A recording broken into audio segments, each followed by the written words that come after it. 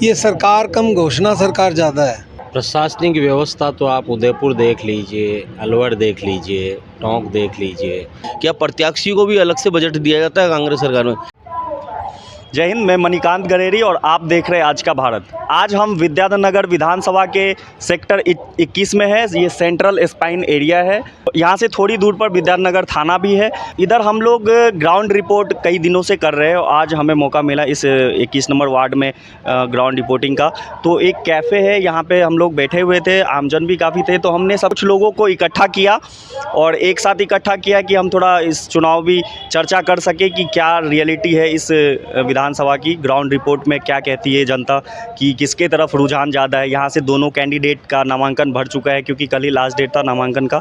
एक तरफ से बीजेपी पार्टी से जयपुर राजघराने की दिया कुमारी जी मैदान में है और कांग्रेस पार्टी से पिछली बार भी हार चुके उम्मीदवार सीताराम अग्रवाल जी हैं।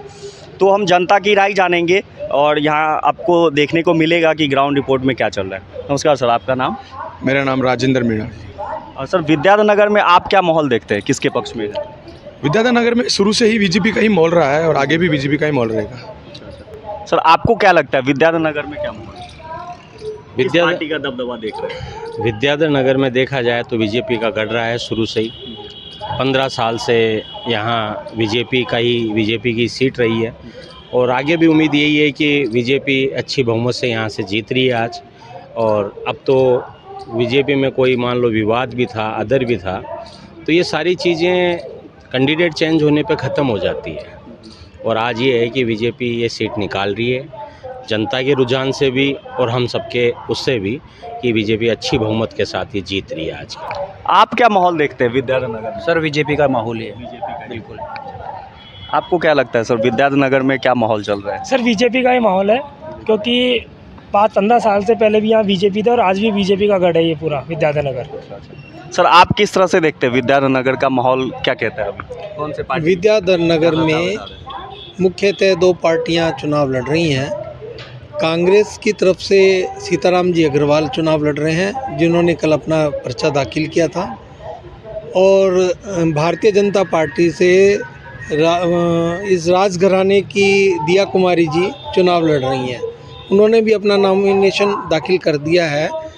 अब चूँकि यहाँ पे ये जो एरिया विद्याधर नगर का है सारा हमारा सीकर, झुंझुनू इस साइड से, शेखावाटी साइड से जुड़ा हुआ है और यहाँ पे ज़्यादातर जो बहुमूल्य क्षेत्र आता है उसमें ज़्यादातर लोग बीजेपी कम्युनिटी से थोड़ा प्रभावित हैं और बीजेपी से सेंटर में सरकार होने के कारण भी यहाँ पे बीजेपी का ज़्यादा है क्योंकि समय समय पे बीजेपी ने अपने खूब अच्छे काम किए हैं। सर, आपको क्या लगता है, किस तरह से देखते हैं कि विद्याधर नगर का माहौल क्या कहता है अभी फिलहाल? विद्याधर नगर का माहौल भारतीय जनता पार्टी के पक्ष में है क्योंकि पूर्व में जो विधायक जी थे उन्होंने भी काफ़ी काम करवाए हैं यहाँ पे और ये सेंट्रल स्पाइन की अंदर की ये कार्निवल वगैरह काफ़ी कुछ बहुत अच्छा करवाया है इन्होंने। और अभी भी माहौल बीजेपी के पक्ष का ही है। सीताराम जी पहले भी 2 बार यहाँ से हार चुके हैं, अब देखो क्या स्थिति रहती है।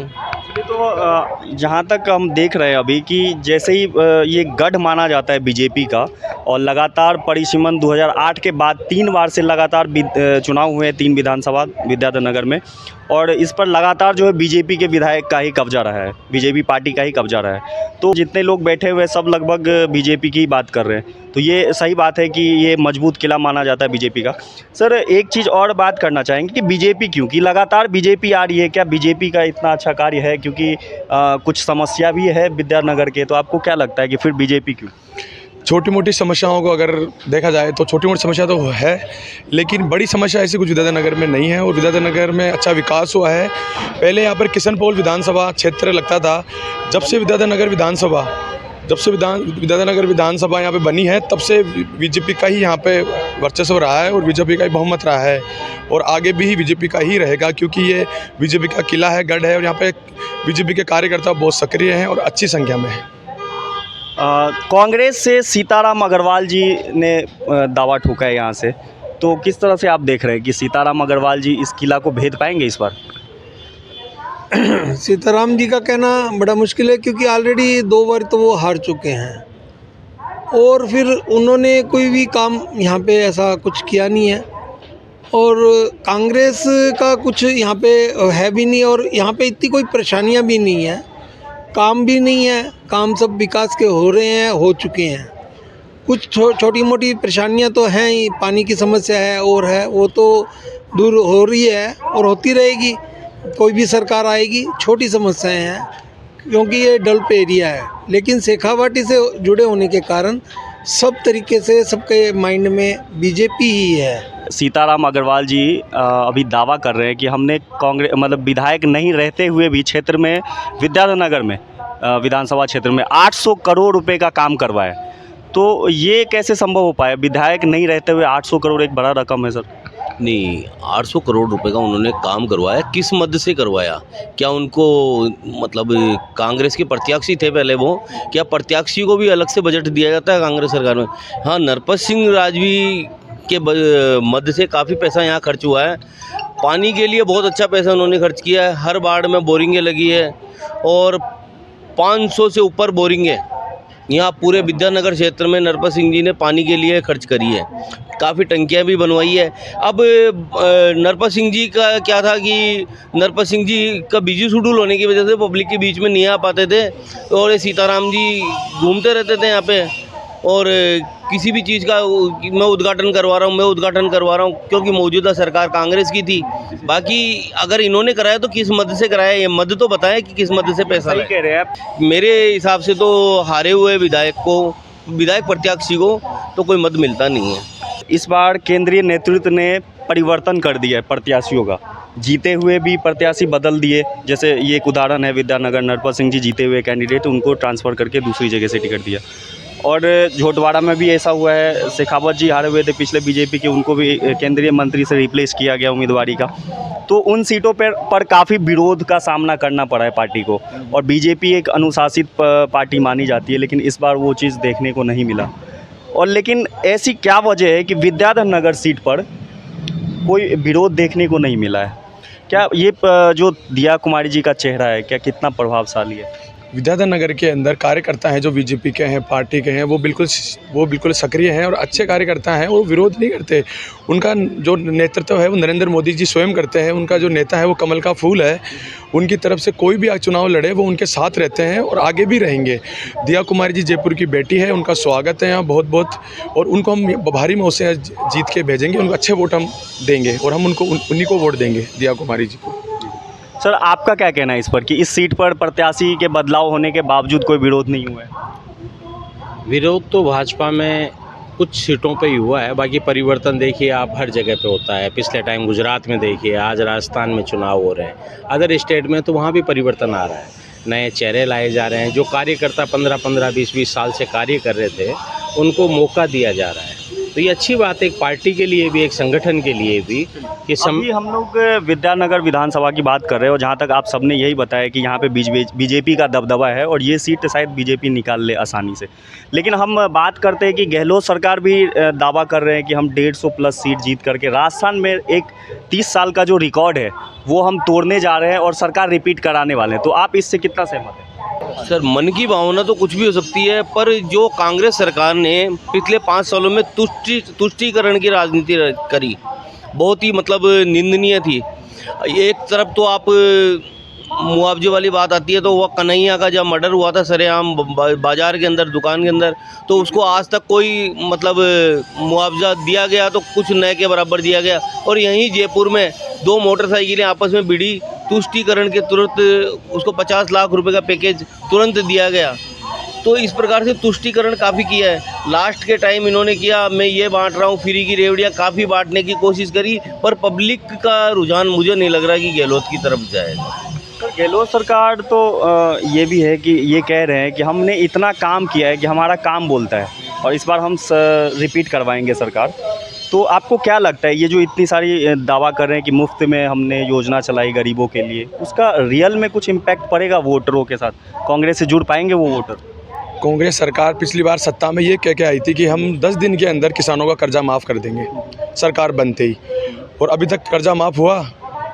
कितने किसानों ने कर्जे के दबाव में आके आत्महत्याएं करी है, उसका रिकॉर्ड आंकड़ा पता होगा आपको सबको कितना पड़ा है उस चीज़ का। और मुफ्त की अगर लास्ट के 2 महीने के अंदर अपन मुफ्त की रेवड़ियाँ बांट के और उसे सरकार बना ले तो वो गलत है।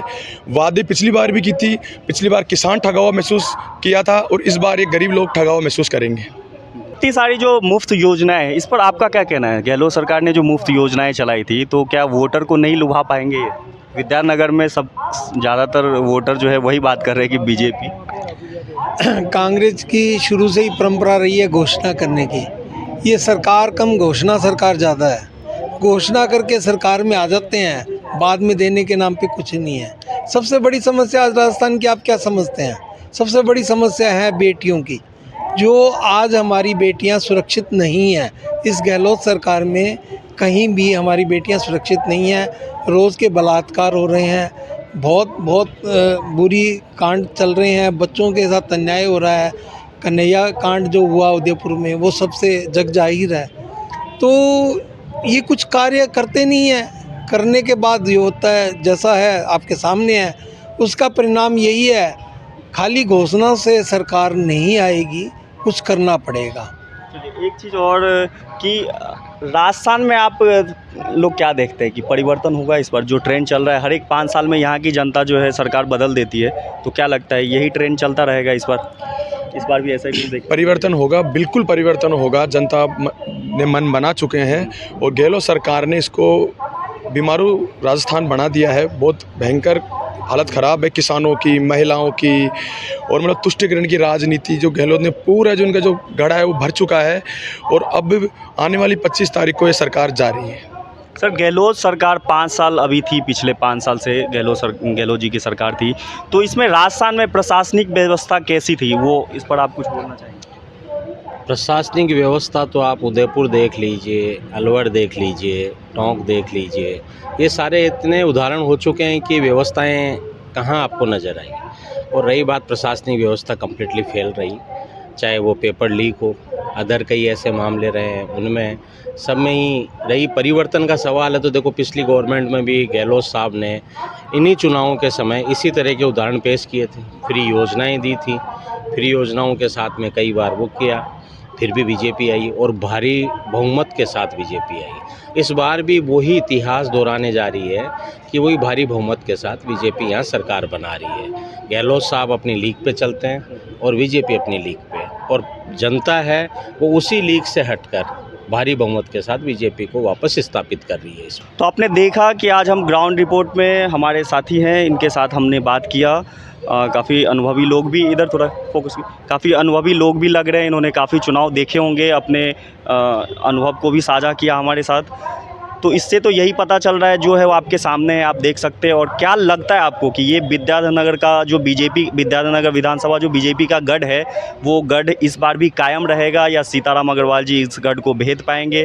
वो मुकाबला बहुत ही दिलचस्प है। वो 3 दिसंबर को रिजल्ट सामने आएगा, आप लोग देख सकते हैं। आपको अभी क्या लगता है, आप कमेंट करके बता सकते हैं। अभी के लिए इतना ही, धन्यवाद।